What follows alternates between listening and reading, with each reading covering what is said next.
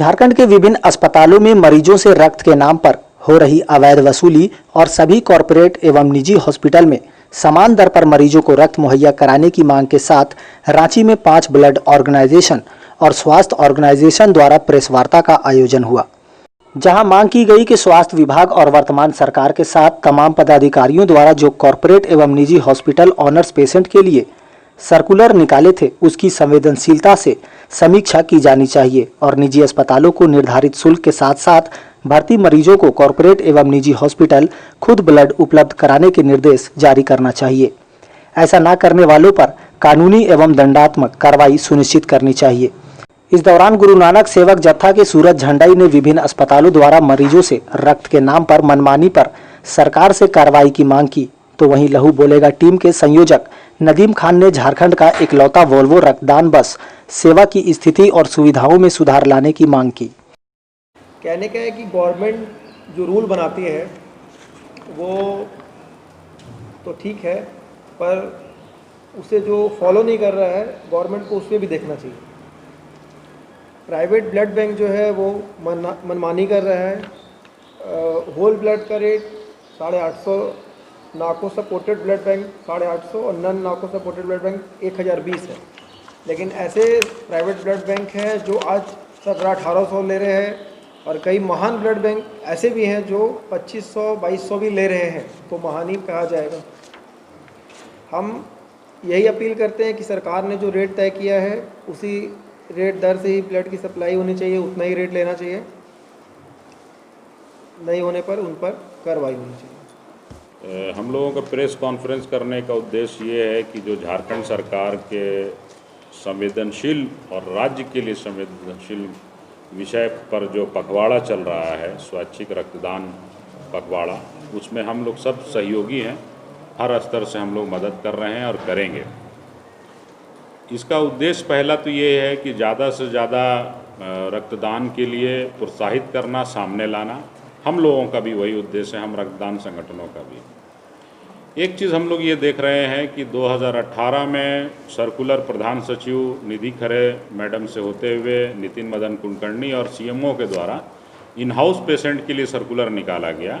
उस सर्कुलर में ये बताया गया कि कोई भी कॉरपोरेट और प्राइवेट हॉस्पिटल जो है वो ब्लड अपने मुहैया करके इन हाउस पेशेंट को देंगे। उसके लिए जो चार्ज होगा वो करेंगे और उसकी व्यवस्था वो कैंप लगा के करेंगे। लेकिन राज्य में देखने को ये आता है कि 1% भी जो है कॉरपोरेट और प्राइवेट हॉस्पिटल अपने माध्यम से कैंप नहीं लगाते हैं, तो वो उस विषय पर है। दूसरा आपका ये है कि जो 8 महीना से झारखंड की इकलौती वोल्वो बस 1,60,00,000 की ख़राब पड़ी हुई है। इतने संवेदनशील विषय पर 2 विषय जो हम लोगों के सामने आते हैं वो थोड़ा झिझोड़ देने वाले होते हैं। वो ये एक अपील के तौर पर कहते हैं ये दोनों विषय कि थोड़ा इस पर भी पहल करवाइए, इसका ऑडिट करवाइए, इसकी समीक्षा कीजिए और इसका रिज़ल्ट जो है इस पखवाड़े के साथ एक खुशनुमा माहौल के तौर पर भी बढ़े, जिससे ये एहसास हो सके कि हाँ, राज्य सरकार अधिकारी, उच्च अधिकारी जो है वो पहल कर रहे हैं और गंभीर पहल कर रहे हैं, जिससे रिजल्ट राज्य की जनता को अच्छा मिलेगा ब्लड से रिलेटेड। इस रक्तदान एक स्वास्थ्य का बहुत ही महत्वपूर्ण अंग है और जो स्वास्थ्य चार्टर हम लोगों ने बनाया एवं सरकार को दिया, इस सरकार को नहीं, इसके पूर्ववर्ती सरकार को भी दिया, गवर्नर को भी दिया, कुछ का कदम उठाए गए, कुछ नहीं उठाए गए। उसमें एक इम्पॉर्टेंट रिकमेंडेशन ये है कि हर डिस्ट्रिक्ट हॉस्पिटल के लेवल पर और जितने रेफरल हॉस्पिटल्स हैं उस पर ब्लड बैंक बनाने की ज़रूरत है। नहीं तो आप प्रेशर थोप दे रहे हैं बड़े अस्पतालों के ऊपर, जहाँ पर कि संग्रह का काम सिर्फ केंद्रित हो जाता है, जो संभालना मुश्किल है।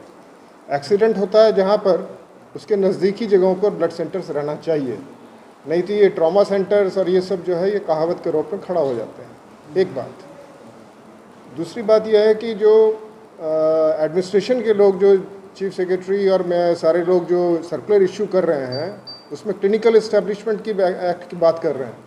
मगर आप लोगों को जानकारी दे दें, मात्र कोडरमा के अलावा किसी भी जिला में क्लिनिकल इस्टेब्लिशमेंट एक्ट की कमेटी नहीं बनाई गई है जिसका डीसी जो है वो चेयरमैन होता है। इंक्लूडिंग रांची में अभी तक नहीं बनाया गया, तो इस्टेब्लिशमेंट एक्ट लागू कैसे करेंगे जब आपने कमेटी नहीं बनाया। प्राइवेट अस्पतालों पे इसीलिए कोई अंकुश नहीं है, क्लिनिकल इस्टेब्लिशमेंट एक्ट में आपको बाकायदा चार्ट बना करके आपको देना पड़ेगा, आप किस चीज़ का क्या चार्ज करते हैं। इवन ब्लड का आपको क्या चार्ज देना पड़ेगा, आपको डिस्प्ले करना पड़ेगा, कितना यूनिट ब्लड आपके पास है अवेलेबल, वो आपको डिस्प्ले करना पड़ेगा। ये एक बहुत महत्वपूर्ण तरीका है जिसको सख्ती से अगर लागू करें तो इसको करवा सकते हैं।